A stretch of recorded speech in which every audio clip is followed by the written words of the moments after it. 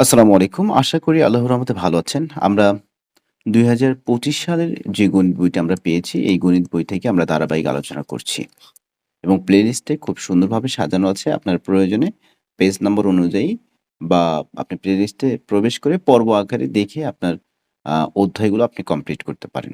তো আজকে আমরা শুরু করব ১ম চ্যাপ্টার। ১ম চ্যাপ্টারে কিছু পেজ আমরা আলোচনা করব। স্বাভাবিক সংখ্যা ও ভগ্নাংশ। আজকে আমরা কথা বলব স্বাভাবিক সংখ্যা ও ভগ্নাংশের কিছু পেজ। আমরা যদি দেখি অঙ্ক পাতনের বিষয়টা আছে। অঙ্ক পাতন নরমালি আমরা যে সংখ্যাগুলো লিখি যেমন আপনাকে যদি আমি উদাহরণস্বরূপ বুঝাই যে ১২ এটা একটা অঙ্ক পাতন। এটাকেই একটা অঙ্ক পাতন বলা হয়। অঙ্ক পাতন। অর্থাৎ ২ বা ততোধিক সংখ্যা যখন আমরা পাশাপাশি লিখি যখন একটা সংখ্যা ২ বা ততোধিক অঙ্ক যখন আমরা পাশাপাশি বসে এগুলো কিন্তু একটা সংখ্যা যেমন ১ একটা সংখ্যা, ২ একটা সংখ্যা আবার এগুলোকে অঙ্কও বলা হয়। অঙ্ক বা ডিজিট ইংরেজিতে আমরা যদি বলি ডিজিট, হ্যাঁ? তো সেই ক্ষেত্রে ২ বা ততোধিক সংখ্যা বা অঙ্ক আমরা পাশাপাশি বসে যখন একটা সংখ্যা তৈরি করি, সেটাকে আমরা অঙ্ক পাতন বলবো। প্রিয় শিক্ষার্থী, আমরা যদি এইটুকু এই জায়গাটা অবশ্যই এখানে যেহেতু দেওয়া আছে অবশ্যই আমাদের পড়তে হবে, তাই না? একটু পড়তে হবে। এটা রিডিং হোক আর যেভাবেই হোক, হ্যাঁ? এখন এই জায়গায় যে বিষয়টা বলছে যে পাটিগণিতে ১০ টি প্রতীক দ্বারা সব সংখ্যাই প্রকাশ করা যায়। আমরা জানি যে ১ থেকে ৯ এবং হচ্ছে একটা শূন্য। এই ১ থেকে ৯ এখানে ৯ টি সংখ্যা আর এই শূন্য একটা। তার মানে এখানে টোটাল হচ্ছে ১০ টি সংখ্যা। এই পাটিগণিতে ১০ টি প্রতীক, এগুলোকে নরমালি আমরা প্রাথমিকভাবে প্রতীক বলব। প্রতীক দ্বারা সব সংখ্যাই প্রকাশ করা যায়। এই প্রতীকগুলো হলো এই যে দেওয়া আছে এখানে ৯ পর্যন্ত এবার শূন্য। এগুলোকে অঙ্কও বলা হয়। তার মানে বোঝা যাচ্ছে যে এগুলো প্রতীক, এগুলো হচ্ছে প্রতীক বলা হবে। আবার কি বলা হবে? অঙ্কও বলা হবে। আবার কি বলা হবে? অঙ্কও বলা হবে। হ্যাঁ? আবার এগুলো সংখ্যাও, তার মানে এগুলোকে সংখ্যাও বলবো। তার মানে আমরা এখান থেকে যে বিষয়টা শিখলাম যে ১ থেকে ৯ পর্যন্ত এবং একটা শূন্য সহ ১ থেকে ৯ পর্যন্ত এগুলোকে আমরা ফার্স্ট প্রতীক বলব। এরপরে এগুলোকে আমরা অঙ্কও বলতে পারি এবং এগুলোকে আমরা সংখ্যাও বলতে পারি। শূন্য ব্যতীত বাকি সংখ্যাগুলো স্বাভাবিক সংখ্যা। তার মানে শূন্য ছাড়া ১ থেকে ৯ পর্যন্ত যে সংখ্যাগুলো এগুলোকে আমরা কি বলবো? স্বাভাবিক সংখ্যা বলবো। এদের মধ্যে ১ম ৯ টি প্রতীককে সার্থক অঙ্ক। ১ম ৯ টি প্রতীককে অর্থাৎ ১ থেকে ৯ পর্যন্ত এগুলোকে আমরা কি বলবো? সার্থক অঙ্ক বলবো। মাইন্ড ইট এগুলোকে আমরা কি বলবো? সার্থক অঙ্ক এবং শেষেরটিকে আমরা শূন্য বলবো বা শূন্য বলা হয়।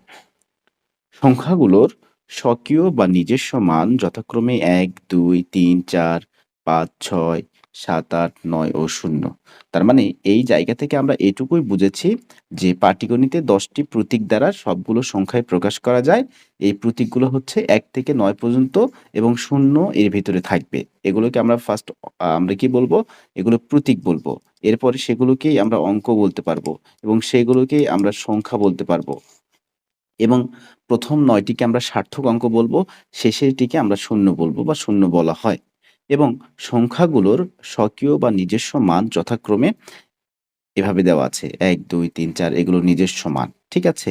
এরপরে আমরা যে বিষয়টা এখানে দেখতে পাচ্ছি, ৯ অপেক্ষা বড় সব সংখ্যাই ২ বা ততোধিক অঙ্ক পাশাপাশি বসিয়ে লেখা হয়।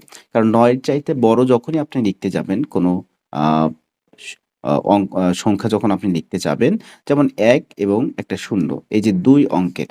তার মানে ২ বা ততোধিক অঙ্ক পাশাপাশি বসিয়ে ৯ অপেক্ষা বড় সব সংখ্যাই ৯ অপেক্ষা বড় সব সংখ্যাই আমরা ২ বা ততোধিক অঙ্ক পাশাপাশি বসিয়ে লিখতে পারবো। যেমন আমি যদি ১২ লিখি তার মানে ২ টা অঙ্ক। আমি যদি ১২৩ লিখি তার মানে ৩ টা অঙ্ক বসে একটা সংখ্যা আমরা তৈরি করেছি। অর্থাৎ ৯ অপেক্ষা বড়। কোন সংখ্যা দ্বারা কোন সংখ্যা অঙ্ক দ্বারা লেখাকে বর্তন বলা হয়। কোন সংখ্যা এই যে কোন সংখ্যা যখন আমরা ১২৩ একটা সংখ্যা, এই সংখ্যাকে আমরা অঙ্কগুলো দিয়ে লিখেছি। ১ একটা অঙ্ক ছিল, ২ একটা অঙ্ক ছিল, ৩ একটা অঙ্ক ছিল। এই ৩ টা অঙ্ক মিলায়া আমরা ১২৩ এর একটা সংখ্যা আমরা লিখেছি। এটাকেই বলা হয় অঙ্ক দ্বারা লেখাকে বলা হয় অঙ্কপাতন। সুপ্রিয় শিক্ষার্থী, অঙ্কপাতন কি? এই বিষয়টা আপনি আপনার খাতায় নোট করে রাখবেন। এরপরে এখান থেকে আমরা কি শিখেছি? ফার্স্ট অফ অল আ ১ থেকে যখন আপনি ৯ পর্যন্ত লিখবেন বা শূন্য সহ এগুলোকে ফার্স্ট আপনি প্রতীক বলবেন। এটাও আপনি আপনার খাতায় নোট করে নিবেন। এরপরে এগুলোকে আমরা অঙ্ক বলবো। এগুলো আপনার খাতায় নোট করে ফেলবেন। যে বিষয়গুলো আমরা আলোচনা করছি প্রত্যেকটা বিষয় আপনি নোট করবেন এবং শূন্য ছাড়া বাকি যে সবগুলো স্বাভাবিক এটাও আপনি নোট করে ফেলবেন। এই জায়গাটা আপনি আরো কয়েকবার পড়বেন। আমার লেকচার শেষে আপনি নিজেও এগুলো আবার পড়ার ট্রাই করবেন। তাহলে আরো ভালো বুঝবেন। অঙ্কপাতনে ১০ টি প্রতীকী ব্যবহার করা হয়। ১০ ভিত্তিক বলে সংখ্যা প্রকাশের রীতিকে দশমিক বা ১০ গুণোত্তর রীতি বলা হয়। যেহেতু এখানে ১০ টি অঙ্ক আছে টোটাল, সেইজন্য এগুলোকে দশমিক বা ১০ গুণোত্তর রীতি বলা হয়। ১০ ভিত্তিক বলে অঙ্ক পাতনে ১০ টি প্রতীকী ব্যবহার করা হয়। আমরা যদি দেখি ১ থেকে ৯ এখানে ৯ টি আর ০ একটি ১০ টি প্রতীকী আমরা অঙ্ক পাতনে ব্যবহার করে থাকি। এইজন্য এগুলোকে কি বলা হয়? ১০ ভিত্তিক বলে সংখ্যা প্রকাশের রীতিকে ১০ ভিত্তিক বলে সংখ্যা প্রকাশের রীতিকে আমরা কি বলবো? দশমিক বা ১০ গুণোত্তর রীতি বলবো। এই রীতিতে কয়েকটি অঙ্ক পাশাপাশি বসিয়ে সংখ্যা লিখলে এর সর্বাপেক্ষা ডান দিকের অঙ্কটি তার স্বকীয় মান প্রকাশ করে। ডান দিকের অঙ্কটি তার স্বকীয় মান প্রকাশ করে, তার নিজস্ব মান প্রকাশ করে। কিন্তু ডান দিক থেকে যতই আপনি যাবেন, অর্থাৎ আমি যদি লিখি ১২৩ লিখেছিলাম, এই ডান দিকের অঙ্কটা কেবল তার স্বকীয় মান প্রকাশ করবে। কিন্তু আপনি যখনই বাম দিকে চলে যাবেন, তখনই ১০ গুণ অর্থাৎ ওই স্বকীয় মানের ১০ গুণ হয়ে যাবে এটা। স্বকীয় মানের কত গুণ হয়ে যাবে? ১০ গুণ। আবার যখন আপনি এইদিকে চলে যাবেন, আরো বাম দিকে চলে যাবেন, হ্যাঁ, বাম দিকে, তাহলে সেই ক্ষেত্রে আপনার এই জায়গায় এই যে ২য় যে মানটা আপনি পেয়েছেন, এর মানের আবার ১০ গুণ চলে যাবে। তার মানে 2 ইনটু 10 ইনটু 10। ঠিক আছে? প্রিয় শিক্ষার্থী, এভাবে এখানে লেখা আছে। আপনি যদি একটু দেখেন এই জায়গায়। ওকে?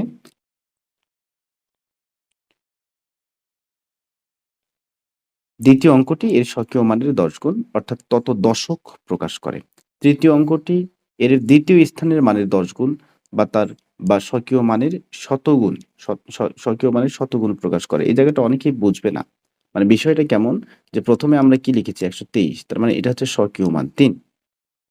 এর ১০ গুণ, স্বকীয় মানের ১০ গুণ, স্বকীয় মানের ১০ গুণ। তার মানে ২ ইনটু ১০। এ হচ্ছে স্বকীয় মানের শতগুণ। স্বকীয় মানের শতগুণ। মানে শতগুণ মানে কত? ১০০। ওই ঘুরে ফিরে ১০ ইনটু ১০ ই হচ্ছে কিন্তু। তারপরে আরো একটা সংখ্যা যদি থাকে, স্বকীয় মানের আ হচ্ছে অর্থাৎ এই ৩ নাম্বারটার আবার ১০ গুণ হবে। প্রত্যেকবার যখনই আপনি ব্যাক করবেন এদিকে, পিছনে আসবেন অর্থাৎ বাম দিকে আসবেন, ততই ১০ গুণ করে বৃদ্ধি পাবে। 2 ইনটু আ আ আপনার হচ্ছে এখানে নরমালি আমরা ১,০০০ ও দিতে পারি। ১,০০০ ও দিতে পারি। আপনি যত ঘর বাম দিকে আসবেন, যেমন ১, ২, ৩, ৪ ততটি শূন্য দিয়ে দিবেন। আপনি ৩ ঘর বাম দিকে আসছেন, আ ১ম এ তো কোনো শূন্য নাই। তারপরে ১ ঘর বামে আসছেন, মানে ১ টা শূন্য। ২ ঘর বামে আসছেন মানে ২ টা শূন্য। ৩ ঘর বামে আসছেন মানে ৩ টা শূন্য। এভাবে আপনি দিতে পারেন। ১ম টা বাদ দিয়ে বাকি। দ্বিতীয়তে আমরা ১ টা শূন্য দিব, তৃতীয়তে আমরা ২ টা শূন্য দিব, চতুর্থতে আমরা কয়টা শূন্য দিব? ৩ টা শূন্য দিব। এভাবে যত আসবেন তত শূন্য বাড়াবেন। অর্থাৎ ১০ গুণ ১০ গুণ করে বাড়বে সবসময়। এই কথাটা এখানে বলা হচ্ছে। এরূপে কোনো অঙ্ক এক, এক স্থান করে বাম দিকে সরে গেলে তার মান উত্তরোত্তর ১০ গুণ করে বৃদ্ধি পায়, সেই কথাই বলছে। লক্ষ্য করি যে কোনো সংখ্যায় ব্যবহৃত অঙ্কগুলোর মান তার অবস্থানের উপর নির্ভর করে। কোনো সংখ্যায় ব্যবহৃত অঙ্কগুলোর মান তার অবস্থানের উপর নির্ভর করবে। মানে সে কোথায় আছে এটা তার অবস্থান বলে দিবে যে সে কত গুণ বৃদ্ধি পাবে। ঠিক আছে? সংখ্যায় ব্যবহৃত কোনো অঙ্ক তার অবস্থানের জন্য যে সংখ্যা প্রকাশ করে, সংখ্যায় ব্যবহৃত কোনো অঙ্ক তার অবস্থানের জন্য যে সংখ্যা প্রকাশ করে তাকে ওই অঙ্কের স্থানীয় মান বলা হয়। খুবই গুরুত্বপূর্ণ এই জায়গাটা, কারণ স্থানীয় মান দিয়ে আমাদের অনেক ম্যাথ করতে হবে। সংখ্যায় ব্যবহৃত কোনো অঙ্ক তার অবস্থানের জন্য যে সংখ্যা প্রকাশ করে, সংখ্যায় ব্যবহৃত কোনো অঙ্ক তার অবস্থানের জন্য যে সংখ্যা প্রকাশ করে তাকে ওই অঙ্কের স্থানীয় মান বলা হয়। অনেকেই বুঝবে না। যেমন, স্যার, বিষয়টা হচ্ছে 2, 4, 5, 6 লিখেছেন এই সংখ্যাটা। তাহলে এটা কি তার স্বকীয় মান প্রকাশ করবে? ৬। এটা হচ্ছে ১০ গুণ হয়ে যাবে ৫০। এটা হয়ে যাবে শতগুণ, এটা হয়ে যাবে শতগুণ। তার মানে হচ্ছে ৫০০। এটা হয়ে যাবে আম আরো ১০ গুণ হয়ে যাবে তার মানে এখানে আমরা ৫,০০০ লিখতে পারবো। তাহলে এই যে ২ এমন একটা জায়গায় আছে নাম্বার 1, 2, 3, 4, অর্থাৎ আমরা যদি একক থেকে হিসাব করি একক, দশক, শতক, হাজার, ও হাজারের ঘরে আছে, রাইট? তাহলে ওর সাথে কত হবে? ১,০০০ গুণ হবে। মানে ১০, ১০, ১০, ১০ করে এসে আমরা এক পর্যায়ে গিয়ে দেখেছি যে ৫ এর সাথে ১,০০০ হচ্ছে। তার মানে এটা সংখ্যা দিল ৫,০০০। তাহলে এই ৫,০০০ টাই তার হচ্ছে স্থানীয় মান। এই ৫,০০০ টা এই ২ এর স্থানীয় মান। সরি, এখানে তো ২ আছে। তার মানে ২ দিতে হবে এখানে। এখানে আপনার ৫ আছে, এখানে ৪ আছে। ৪ দিতে হবে। যা আছে ওটাই দিতে হবে। ৪ দিয়ে ১০০। এখানে ২ আছে। তার মানে এই যে ২,০০০ যে হলো, এই ২,০০০ টা হচ্ছে আপনার এই ২ এর স্থানীয় মান। ওই একটা সংখ্যার ভিতরে সে কোন পজিশনে আছে, কোন অবস্থানে আছে, সেই অনুযায়ী তার স্থানীয় মানটা বের করা হয়। সেই কথাই কিন্তু আমাদের এই জায়গায় কিন্তু বলেছে যে সংখ্যায় ব্যবহৃত কোনো অঙ্ক তার অবস্থানের জন্য যে সংখ্যা প্রকাশ করে, তার অবস্থানের জন্য যে সংখ্যা প্রকাশ করে, ওই যে ২, এই ২ এর অবস্থান কত নম্বরে আছে? হাজারের ঘরে আছে সে, একক, দশক, শতক, হাজার। তার অবস্থানের জন্য সে কি প্রকাশ করলো? ২ দিয়ে ১,০০০ গুণ। তার মানে ২,০০০ প্রকাশ করলো। এই কথাই বলছে এখানে। এটা হচ্ছে স্থানীয় মান। যেমন এখানে একটা উদাহরণ দিছে ৩, ৩, ৩, সংখ্যাটির সর্বডানের ৩ এর স্থানীয় মান ৩। ডান দিক থেকে দ্বিতীয় ও তৃতীয় এর স্থানে ৩ এর স্থানীয় মান হচ্ছে ৩০ ও ৩০০। তাহলে এখানে ৩, ৩, ৩, ওর জন্য ৩, ওর জন্য ৩০, মানে ৩ ইন্টু ১০, ওর জন্য ৩ ইন্টু ১০০, তার মানে ৩০০, সেই কথাই বলছে।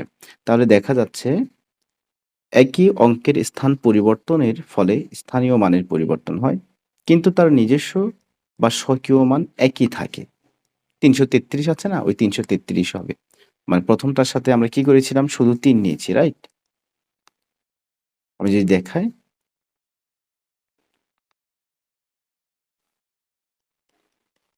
ওকে, ৩, ৩, ৩। তাহলে এটার জন্য ৩, এটার জন্য ৩ ইন্টু ১০ মানে কত? ৩০। এইটার জন্য আপনার হচ্ছে ৩ ইন্টু ১০ ইন্টু ১০, আরো ১০ গুণ বেড়ে যাবে।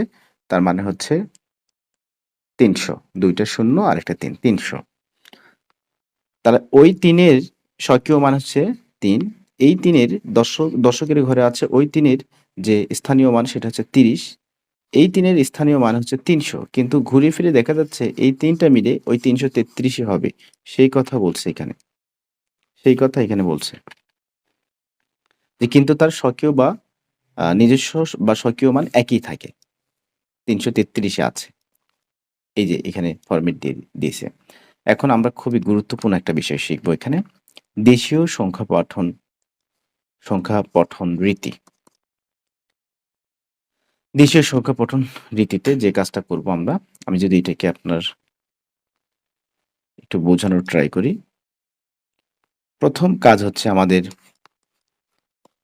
এগুলো কোন পজিশনে থাকলে আমরা কি বলে তাকে ডাকবো সেই পজিশন। যেমন প্রথমটা হচ্ছে আমাদের একক, তারপরে হবে দশক, তারপরে যদি থাকে সে হবে শতক, একক, দশক, শতক। তারপরে যে থাকবে ওর নাম হবে হাজার।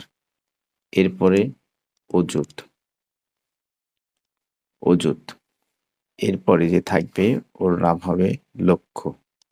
এরপরে নিযুত।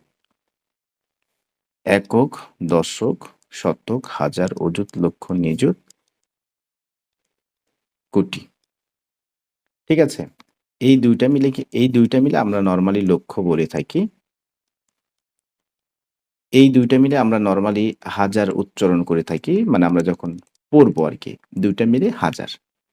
আর কোটি তো কোটি আছে। এপাশে আরো অনেক কিছু আছে। এতদূর আমাদের এখানে ব্যাখ্যা নাই। আমরা ওগুলো ব্যাখ্যা করব না। তার ১ম এককে যে থাকবে তার নাম একক। ১ নাম্বারে যে থাকবে, ২ নাম্বারে যে থাকবে তার নাম হচ্ছে দশক। ঠিক আছে? তারপরে ৩ নাম্বারে যে থাকবে ওর নাম শতক। ৪ নাম্বারে যে থাকবে হাজার। কিন্তু ৫ নাম্বারে যে থাকবে তার নাম হচ্ছে অযুত।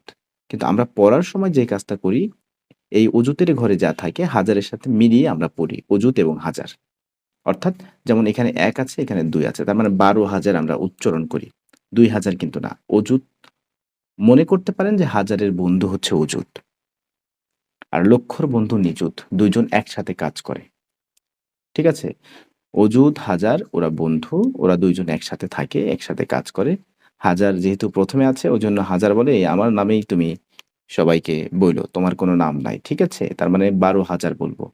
কারণ ১ কিন্তু ছিল অযুতের ঘরে। মনে রাখেন ১ কিন্তু অযুতের ঘরে। কিন্তু অযুত কি বলছে যে, "না, আমরা ২ জন মিক্সড করে হাজার দিয়ে ওটাকে আমরা বলবো ১২,০০০।"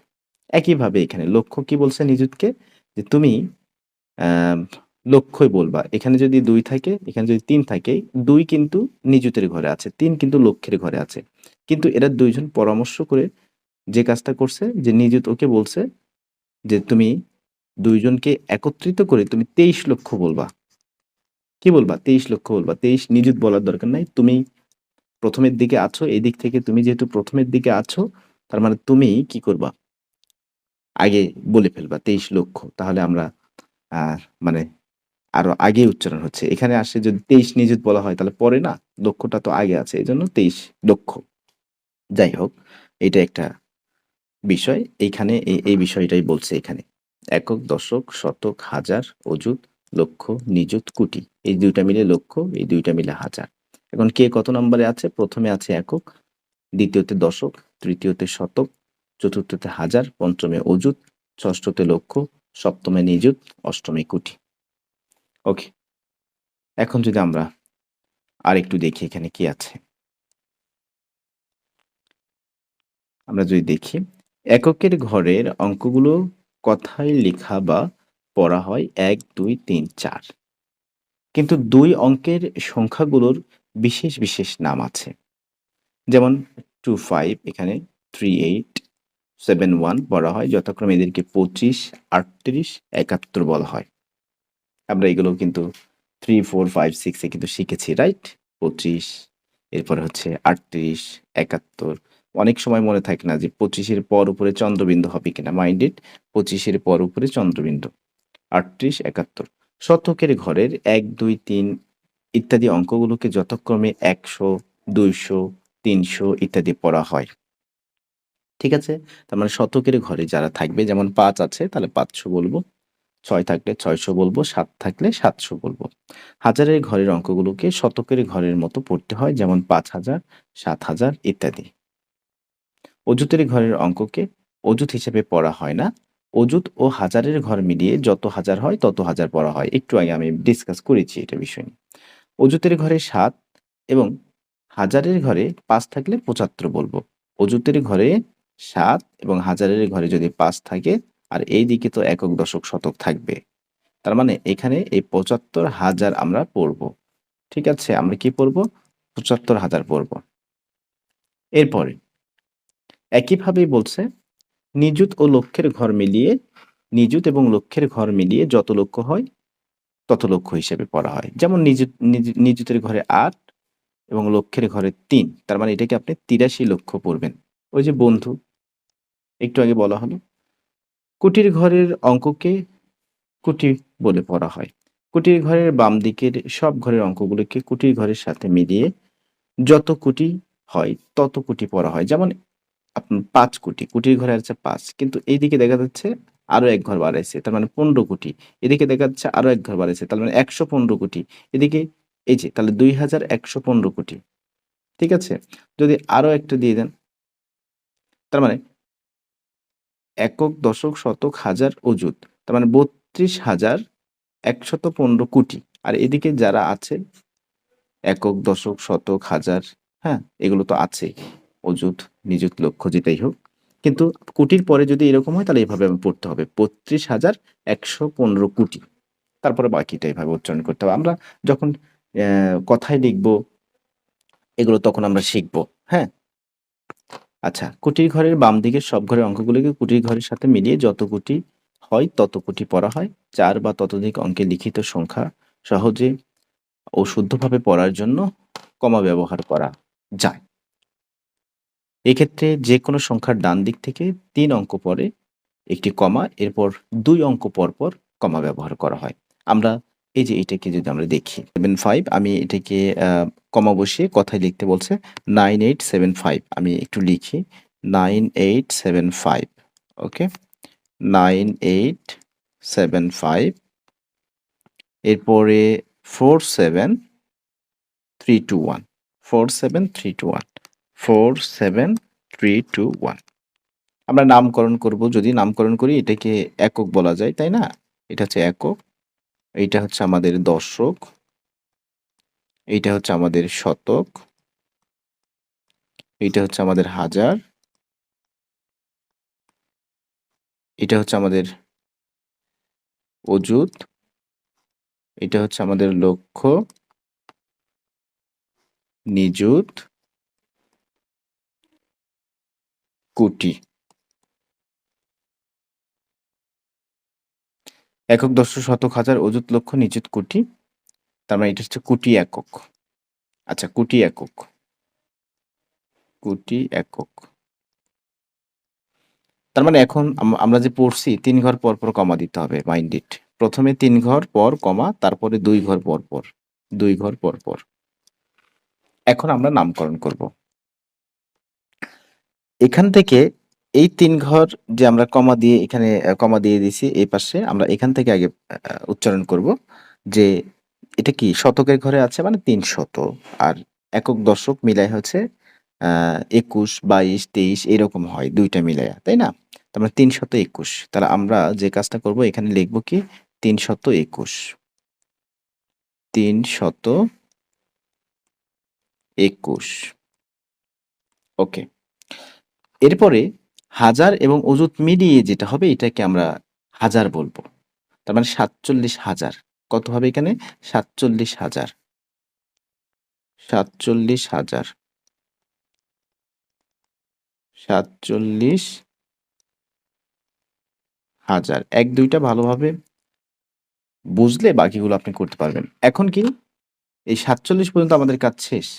এখন এই ৭৫ বা ৫-৭ এইদিকে আমরা আসবো। এটা লক্ষের ঘরে আছে, এটা নিযুত। তাহলে নিযুত আর লক্ষ মিলে তো লক্ষ হয়ে যায়।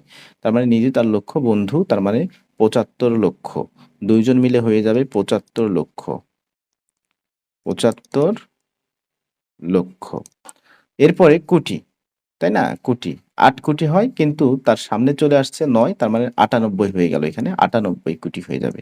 কি হয়ে যাবে? ৯৮ কোটি। ফাইনালি এটাকে যদি আমরা কথায় লিখি, কমা দিয়ে কথায় লিখার পরে আমাদের দাঁড়ালো ৯৮,৭৪,৪৭,৩২১। আশা করি এটা আপনার ক্লিয়ার হয়েছে। আমরা যদি দেখি ৯৮,৭৪,৪৭,৩২১ বা ৩২১। এরপরে বলছে অঙ্কে লিখো ৭,৫,৯০,০০০ ৭। ৭,৫,০০,০০০, আমি এটাকেও আপনার বোঝাবো। ৭,৫,০০,০০০। ৭,৫,৯০,০০০ ৭। ৯০,০০০ ৭। ৯০,০০০ হ্যাঁ? ৯০,০০০। একটু বোঝার ট্রাই করতে হবে এখানে। তার মানে ৭, ৯০,০০০ তার মানে ৭ হচ্ছে এককের ঘরে আছে ৭। তাহলে এককের ঘরে ৭। আচ্ছা, একক, দশক, শতক কি দিয়ে দেব এভাবে? দিয়ে দিলে কি লিখতে সুবিধা হবে না? একক, দশক, শতক, হাজার এভাবে দিয়ে দিলে আমাদের তো লিখতে সুবিধা হবে। তাহলে ফার্স্ট আমরা যখন শিখব তখন এভাবে আমরা করব, কিন্তু পরে যখন অ্যাডভান্স হব তখন অত কিছু লিখব না। একক, এরপরে কি? দশক, এরপরে কি? শতক, একক, দশক, শতক, হাজার, অযুত, অযুত, লক্ষ, নিযুত, কোটি।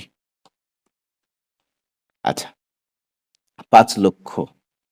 এখন আমরা যে পাশ থেকে ইচ্ছা সেই পাশ থেকে বসা পারবো। ৭, তার মানে এককের ঘরে ৭ থাকবে।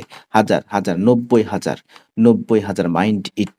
৯০,০০০ তার মানে হাজারের ঘরে অবশ্যই ৯০ থাকবে। কিন্তু ৯০, এই যে ৯০, অযুত এবং হাজার। ৯০,০০০। এরপরে হচ্ছে এই ২ টা তো আমাদের ০,০০ হয়ে যাবে। তাই না? এখন লক্ষ, ৫,০০,০০০, তাহলে লক্ষের ঘরে ৫ থাকবে, নিযুতের ঘরে ০ থাকবে যেহেতু নাই, আর কোটির জায়গায় ৭ থাকবে। এই হচ্ছে, আপনি যদি এখন এখান থেকে পড়েন যে একক, দশক, শতক, হাজার।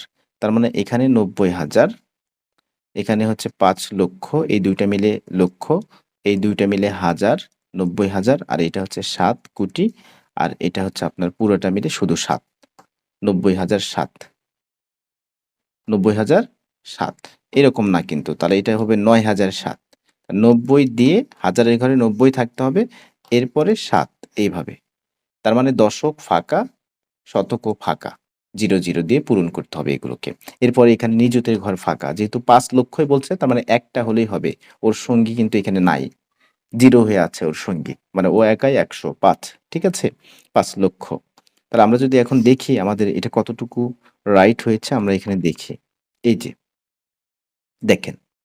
এই যে অযুত এবং হাজার মিলায় ৯০, শতক ফাঁকা, দশক ফাঁকা, একক ৭, এরপরে লক্ষ এবং নিযুত মিলিয়ে ০৫ এবং কোটি তার ঘরে আছে।